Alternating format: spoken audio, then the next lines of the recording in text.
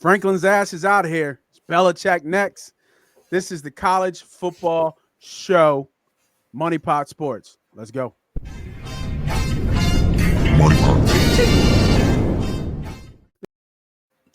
Welcome everybody back for another episode of the Money Pot Sports College Football Preview Show. It's going to take me used to get saying that way. I am the host. I'm the CEO. They call me Moss Money. Of course, I got my guy with me. Be humble. What's up, bro? What's up, man? Busy week. A lot of things going on in sports. What a terrible run for the Philadelphia fans. You see, I'm already look like I'm skipping seasons and going right to the Sixers. Everything else is look like it's falling apart. But don't put your faith in those guys. That's another disappointment coming. Man. Gotta do what we gotta do, man. Hope is what carries us. Yeah. Well, the hope is going to carry us through these previews that we have. And if you guys are new to the show, we have rebranded MoneyPot to MoneyPot Sports. As you can see down below, we got new terms to learn of how we speak and how we analyze and preview our games. So make sure you're looking below so you understand what we're saying. That is your key. That is your terms for both NFL and college. But we're going to do college, and we're going to bring up ESPN because we can't bring up the handicap book, the show, lines, even though they do it anyway. Ooh, Blue Jays answered back, huh? They needed that one. Did. That's a must win. Must win. But we're going to break down ESPN college football week 8, if I'm not mistaken. And we got a couple previews to go through, man. And how the show was outlined is we will do our analysts, we will do our preview, and we will give you what side of the coin that we like in terms of whichever you want to do with that. If you're just here to listen because you like two ex-players talking sports, talking analysts, and you like the style, stick around. If you're an ex-handicapper or you are a recreational guy, it's another great show to be a part of because we will break that down for you as well using the terms and the keys below. I will update that. I does say Eagles versus Denver, and we are Eagles versus Vikings. Carson Wentz Bowl.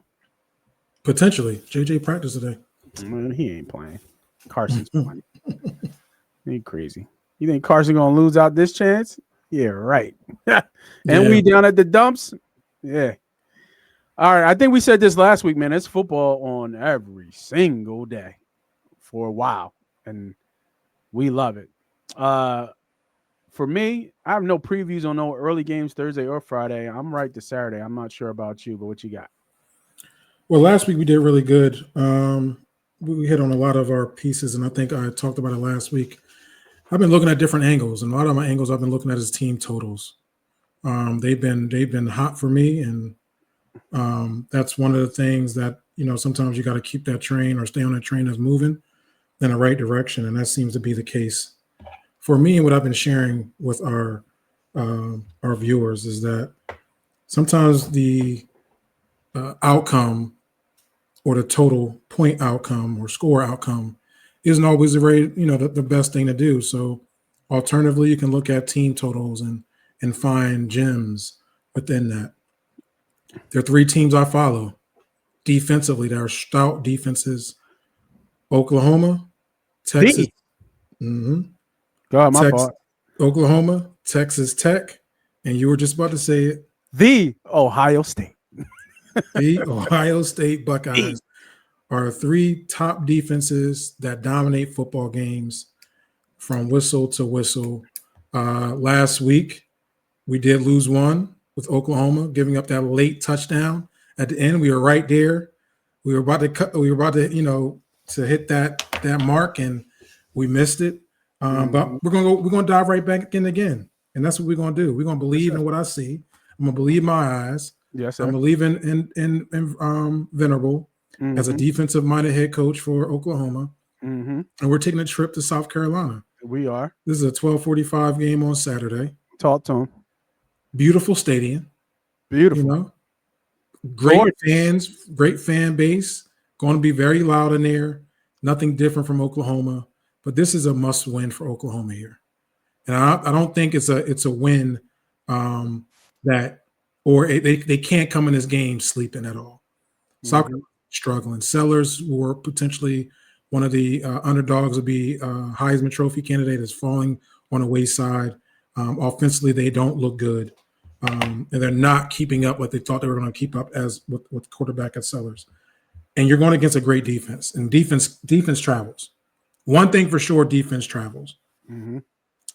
I like Oklahoma to hold this team from their potential point projection at 17 and a half. I think that hook is money. I think is perfect.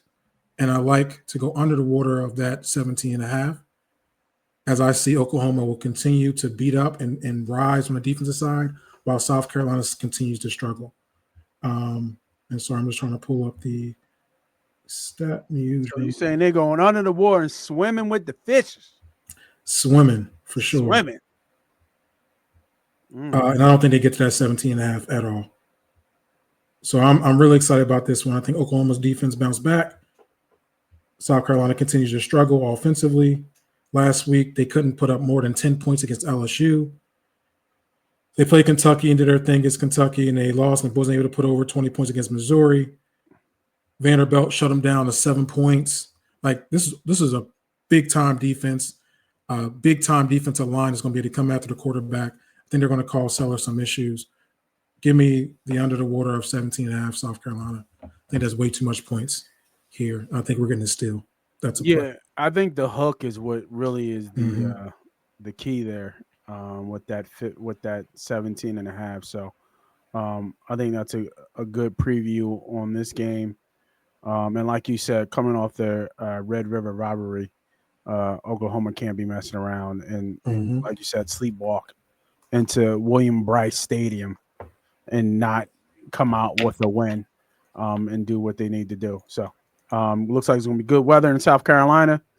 I was a big fan of Sellers, but looking at those numbers, he's got to get it together. I don't like this though. 6 picks for Montier. Mhm. Can't give up that chicken. Um, I didn't get a chance to watch that game, but I was surprised. Were you surprised Texas kind of pulled it out there? Because I think a lot of people were on the Sooners on that one. Did that Texas win Mhm. surprise you? I didn't get a chance to watch that game, so The way the game ended, the second half was just terrible for Oklahoma. mhm, It's a rivalry game, though. for sure. Um, I thought this year was going to be a tight game because I think both defenses are really good. Texas Yeah, has a really good defense too.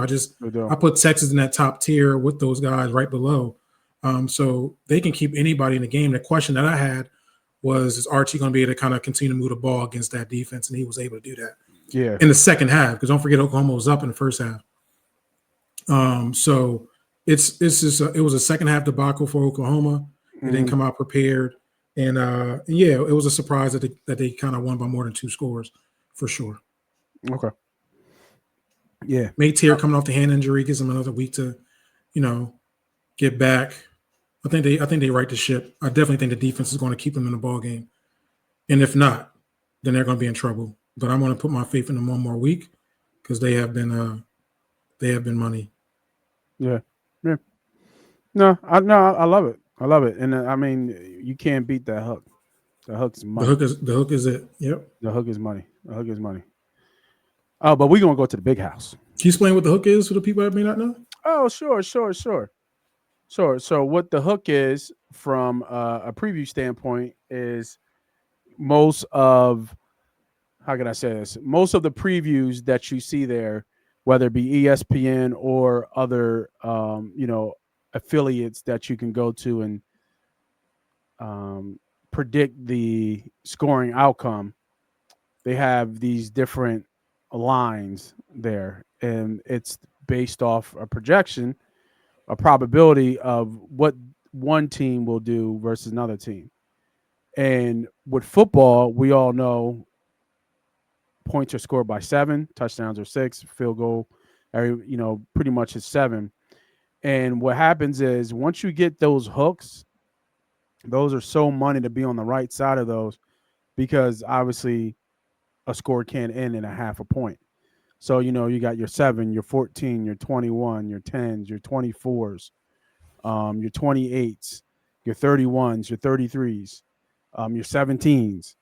So when you see that hook, that is an instant key to really look into what you might be predicting for that score outcome, whether it be the full game, the half a game, first half, second half, et cetera, et cetera. You really need those to be on your side because those can save you. They can bite you in the ass too. Don't get it twisted, Hmm. but they can definitely save you when you're on the right side of that. So, to his point, the 17 and a half, most scores don't go to 18. Most scores don't go to 19. Some scores go to 20, more likely 20, 21. So when you look at that 17 and a half, you got to understand yourself. It's just not they have to score 3 times. Well, they can score 3 times to get over. But how do you get to 17? Usually 2 scores and a field goal. Well, how do you get over 17? Either 3 scores or 2 scores and a field goal. And 2 scores and 2 field goals. So you got to look at the likelihood of how that probability will happen. And that's kind of how you kind of sit on those lines and how important those hooks are. Hmm. Because 24 and a half, 27 and a half, 17 and a half, all that stuff is really important in terms of how you make your predicted outcomes on, wherever you're looking at. So, And the um, main thing that the hook is there for is to alleviate any type of, as much as possible, any pushes, meaning landing on that direct number. So you want to know where that hook will be at, so you can be on the best side of that, right? yeah, Like for instance, the example, I don't think South Carolina is going to score that much in this game, so I think they'll be below 17, and that hook of being at 17 and a half makes it all much better because I think then that can be a victory in that stance if I like them below 17. They can land on 17, and then that will still be a successful projection by me, right? So you look at that. yeah, no, Yep. for sure, for sure, for sure. If it was 16 and a half, I might Yeah, think totally different right, because is a way they can get to 17, absolutely. and that means that they also didn't score a lot either, right? So that's why And it's a key number too. it's a key number. It's a key 17 is a football key number. number, Yeah, like it's a you key said. phone number. Yep, your So, 3, your 7, your 10, even yep, your 13, your 17, your 20, 21. Yep, 24. yep. Yep. All of them are key numbers for sure. So what was I saying? Oh yeah, the big house. Ooh, we going to the big We're house? going to the big house and Big Ten action for those Huskies and those Michigan Wolverines going home to the big house. And this is based off of this guy, Heisman candidate, Mr. Hayes, has averaged almost 100 yards Hmm. every game and then some, almost 2 touchdowns in a game and then some. This man is hurt. Didn't finish last game, I believe, against USC. I do think he's been limited, but for me, in my head, they said he has a good chance of playing. Even if he does, he's not going to be 100%. I don't think he actually plays. I think he's out, in my personal opinion. And I think that is huge for these Huskies because they're coming off not a week, but 10 days of rest. I'm not really worried about the travel west going east. They've done it already. They went to Maryland already 2 weeks ago, and they got it done. This team has played well all year. They only ran into what everybody runs into the buzzsaw, as in the Ohio State Buckeyes, and that was a tight game until the fourth quarter. They were only down 1 score. When you look at the score of this game, they were only down 1 score going into the fourth. I Hmm. believe it was 13-6, if I'm not mistaken, or maybe 14-6. So that game was very close. So they played, the Buckeyes really close, but everybody else really wasn't close. And Michigan's a good team. I believe they will rely on Underwood here, but you're missing, I want to say maybe 70%, 75% of your offense Yeah, it's huge. if Hayes goes down, and that is huge. Now, I forget the kid. They did have a backup that came in. I think he had like 16, 17 carries for like 50, 60 yards, but he ain't him. He ain't Hayes. So this preview is based on Mr. Hayes playing or not. I'm basing it on if he's not, and if he's not, I think this goes down to like 3.5. I think this goes down like 48. I think he has that much of an impact on this game, which he shouldn't because he's not a quarterback. It's a running back. But I think the dog is super live here to win this game. The Huskies can win this game outright. With that big of a projection, and then you have that line, that prize money line, that low, to me, that should be like 225 maybe with a touchdown score ahead by Michigan. No, don't let's not get into it. You go into the big house though. It ain't like it's sweet to go get a win there. Mm-hmm. But I think a touchdown is way too much. Give me the Huskies. I'm buying the point as well. This has this here. We just talked about a big deal about the hook. So that's beautiful to get it through there. But without Mr. Hayes, I don't think the Wolverines are a touchdown better than the Huskies. Give me the dog. Oh. The Huskies too. Oh, give me the dog. I think you can also say it's a sandwich game here too. They got Michigan State coming up. It's a rivalry game. Oh, you talking about Michigan? Michigan State's next week. Yeah. So it's a rivalry game there. You can't sleep on Washington. I know Washington's 5-1. Good quarterback production out of Washington. People don't really realize that because they're far in the West Coast, Northwest. Mm-hmm. So you don't get a lot of talk about how good this team is, but they've shown improved week in and week out. But Michigan might come in, like you said, you're hampered with your best player out potentially, or not 100%. And they also got a look ahead spot playing Michigan State, a rivalry, in-state rivalry game. So that's something you got to kind of take a look at also. Yeah, and I think the quality of wins for me are better than the quality of wins for Michigan. Going to Maryland, the Terps aren't bad. Rutgers, and that Washington State, but Nebraska ain't nothing. Wisconsin really ain't nothing. And then you lose. We already know Central Michigan really ain't nothing.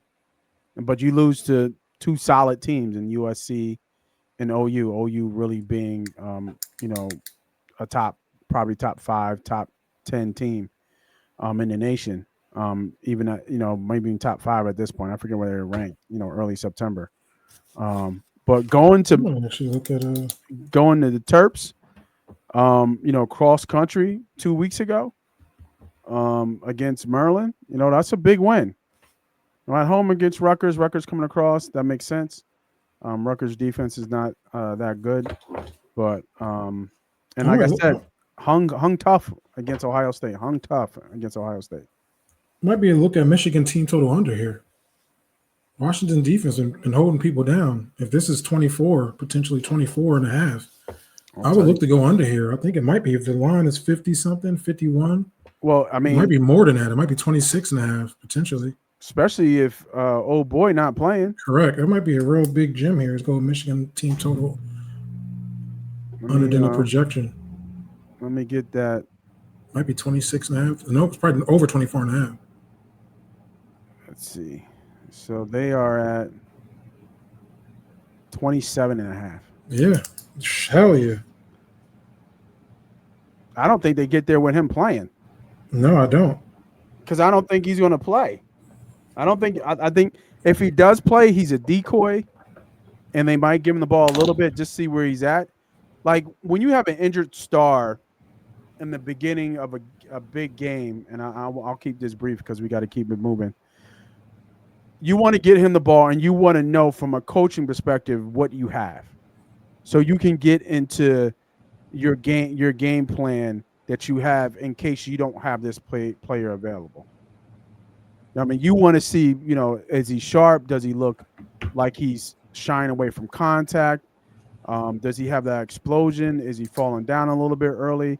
All that stuff counts to kind of see. So he'll be worth a decoy if he does suit up, but I don't expect him to get his full workload coming off a game that he couldn't return to, and he still hasn't really practiced as of yet. So, Well, hit that hot button for me. I'm going to take Michigan team total under 27.5. I think that's way too much, even with Hayes healthy. Washington is one of the best rush defenses in college football. they are. They're top 6. I think they're 6. He's going to have an issue anyway. They're about middle of the pack, upper to middle of the pack defensive total. If you look at who they've played, they've held Ohio State to 24 points and everybody else under 20. And that's including Maryland that puts points up on a football scoreboard. Yep. So I'm looking at that. I know Washington State got a little loose, but that was late. But 27.5. If Ohio State didn't put up 27, what do we think Michigan going to do? Correct. So, yeah, that'll be a hot button play here. Yeah. Michigan team total under 27.5. I just added that. Me too. Didn't even think of it. All right, let's keep going down the list. I'm trying to think here. So the next ones I have is 3:30 games. Yeah, let me do all the games. Make sure we get them all. I think. Do I have another 12 o'clock? I'm not sure. No, I don't. I guess I don't. 3 o'clock. I do have this 3 o'clock game, this Big Ten matchup here. Big matchup here, Ohio State Buckeyes, the Ohio State Buckeyes against some Wisconsin Badgers. And this, my thought is completely of what you've been talking about. And it's about defenses travel. And we're talking about the best defense in all of college football. And the Wisconsin Badgers just lost to Iowa 37-0. And then you got Ohio State coming. Now, was this like some type of look ahead or something like that? I don't think so. I look ahead. They're not in position to be looking ahead. I know. That's what I'm saying. Like I'm just trying to figure it out. I'm trying to figure out why this isn't 30. Like it should be. Just because sometimes Ohio State play with their food, they just get to it because they play to win. Yeah. They get there, they get there. They don't really. They're not explosive offensively. I agree. But when the other team can't score, it's just like you get more opportunities. True. You know what I mean? 4 and out, punt. So that's how I see this. So, there's a lot of, we talked about the team projected outlooks on certain teams, but I'm taking this one just straight up and down, like 6 o'clock. Give me Ohio State with that projected outcome there. I don't think Wisconsin scores in this game. I was a little bit hesitant. The projected outcome for team Wisconsin is 7.5. That half is right there as well. But you see, some way, somehow, some teams kind of put up a little bit of points here. Like against Ohio, they got 9 in there some way, somehow. So I always kind of worry about that. But I know I'm not worrying about the Ohio State Buckeyes putting up, being able to score. This ain't going to be 17-0. You know what I mean? We'll either get 24 or more. I think Ohio State Buckeyes. So I like them with that projected outcome right there to handle business and continue their dominance as being the number one team in the nation. This ain't going to be no running on the field by the Wisconsin Badger, corn folks out there. they ain't running. You know what I mean? They're going to sit there and they can cheer all they goddamn what. But that's going to get real quiet real quick. First quarter type shit. No, I agree. I'm gonna stay right with this game. I'm gonna continue what I've been doing and follow my trend of team total under. And I love the 7.5 there and going under 7.5. The hook is there to save me just in case they get a garbage touchdown with the backups in the fourth quarter. I don't see them scoring more than 7 points in this game. I don't see how. They're one of the worst offensive productive team in college football. Going against the number one rated defense in college football. Yeah, and if you look and then even use your logic to back what I'm saying is when you look at that total projected of both teams of being at 41, even if the Badgers get 7, there's 35 points still out there. Mm-hmm. You know what I mean? Which I So don't think they get 7. yeah, I so really do. They just have a hard time scoring. And Ohio State has historically one of the best historic performances goal line defenses. Meaning, if that ball somehow gets inside the 5, they shut the door somehow. I think they're like teams are like 0 for like 20 something crazy number inside the 5 against Ohio State. Like it's a complete brick wall. Wisconsin doesn't have enough offensive firepower to put the ball in the end yeah, zone. they got no shot. This is going to be a complete blowout. Yeah, I they think got you're no going to shot. reach your point two, probably 27-0, maybe 33-0, something like that. Yeah, that's what I'm thinking. Yeah. Or best case 33-3. I don't think Wisconsin scores a touchdown this game. Let me just double check something. What that first half projected might even be even better. If it's like 15 and a half or something like that, something dumb, that might be worth a shot because my thought is for me to get to that total projection, I think I need 17. It's 14 and a half. So 3 scores in the first half. Yeah. It just seemed it seems like it's baiting you. Mm-hmm. Almost. Because if you know what I mean, like if we doing quick 3 and outs, you know what I mean? I'm thinking Ohio State gets the ball at least 3 or 4 times per quarter. But like you said, they don't have they got Smith, but they don't have really an explosive offense. Yeah, they're more methodical, get up and down the field. They'll Yeah. score. All right, I'm staying where I'm at. I like my projectors, Mm-hmm. my projection on this preview of Ohio State. The Ohio State. Gotta make sure I gotta put the. It's always funny when you watch the NFL guys say that. They always put that emphasis on that. All right, let's get back to it. Getting sidetracked. Clock is a ticking. Only got one more for me. Keep it light. Keep it simple with my previews. You said you had something around that 3:30 time period. Yeah, Is it right there? this is more of a lean. No, it's going to go to SMU to Clemson. Oh, okay.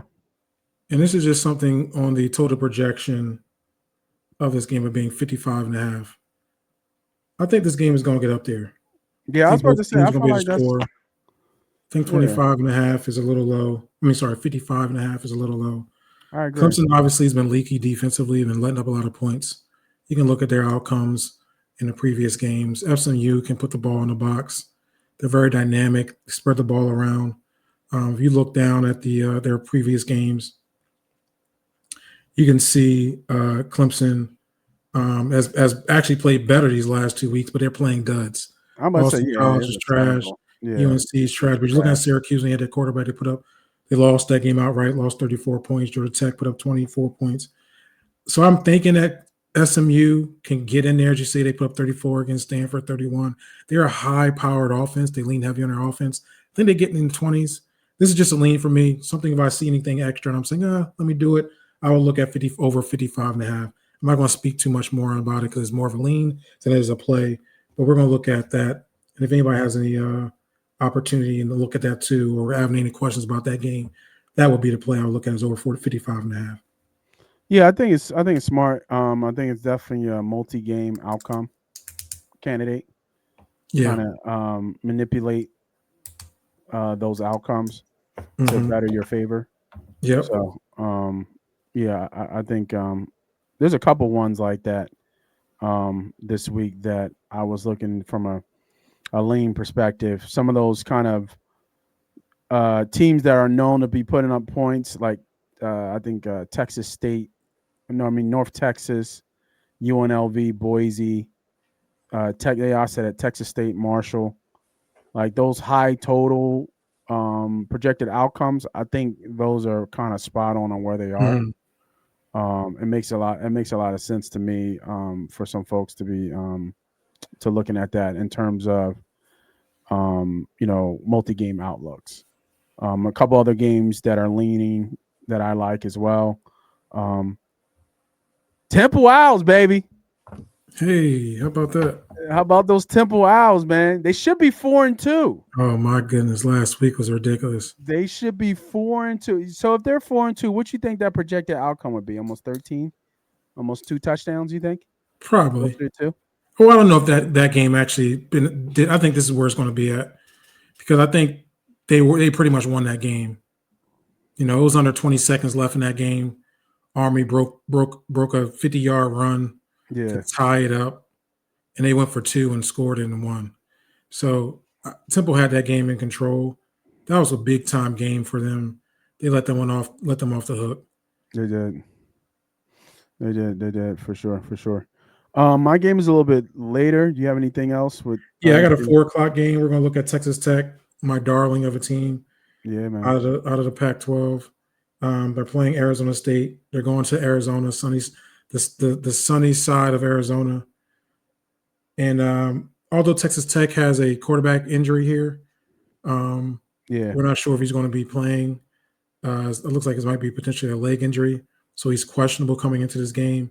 Mm-hmm. If and I still like the backup quarterbacks. I saw him play against Utah, and he was throwing darts. So they even have a backup quarterback. I believe I made that conversation on this pod a few weeks ago when they played Utah. I like their defense, and that's one of the most underrated things. I think people are not talking about Texas Tech. They're so used to thinking Texas Tech being so Red explosive Raiders. offensively, Yeah. right, and just throwing the ball and getting the ball spread around and putting up Mm-hmm. points, which they do. Mm-hmm. But with the quarterback being out, maybe they might be a little bit, they may not get to that 40-point, 35-point range, although I think they can, but I am sure of is that Texas Tech defense will be there and ready to fight. I like their Texas Tech defense to hold Arizona State pretty much for that game. And I think 21 and that hook is a little too much. And I don't think they're going to get over 21 on the hook in this game. Give me Arizona State under the water of that 21 and a half. Mm. I think Texas Tech defense steps up. This is a battle for Arizona to score. Don't forget Sam Levitt, who's a quarterback for Arizona State, I believe is just coming back off an injury himself. Yep. So he's not going to be 100% potentially. I think he's going to have some trouble against that Texas Tech defense, like everybody else have been. And you can look at the game schedule. Yeah, I was looking at that. I think we talked Kansas about this. puts points up to 17 points. Yeah. Look at that. 17, 11, Houston. 10, 14, and 14. Houston puts up points. And then the obviously, I mean, they're both in the Big 12, so they're going to have like opponents. But Utah, I think, is huge. Both teams at Utah, and look at the difference. Yep. You know what I mean? And Utah's tough at home, especially with that altitude and that defense. I don't know if their defense is as good as it used to be in years past, but in that altitude, it's still different. Mm-hmm. 2 road games on the road, come back home, still handling business with no problem. I would play more that Utah game because Levitt wasn't playing the quarterback. So Arizona State to go with a backup quarterback. Yeah. Against that game. So it wasn't even, but I'm just looking at how they handle Kansas, how they handle Utah, how they handle Houston, how they handle Oregon State. Oregon State is horrible. Yeah, they are. Those are are so bad. Yeah. But I think Texas Tech will be able to hold Arizona State under 21 and a half is way too much. Yeah. All right. Good call. Cool. All right. I got one more. I had a couple leans, really heavy leans and stuff, but we're just going to talk about the previews that mean something. Got another dog, bro. On a dog? Another dog. We got another dog. I think it's a doggy dog world this week.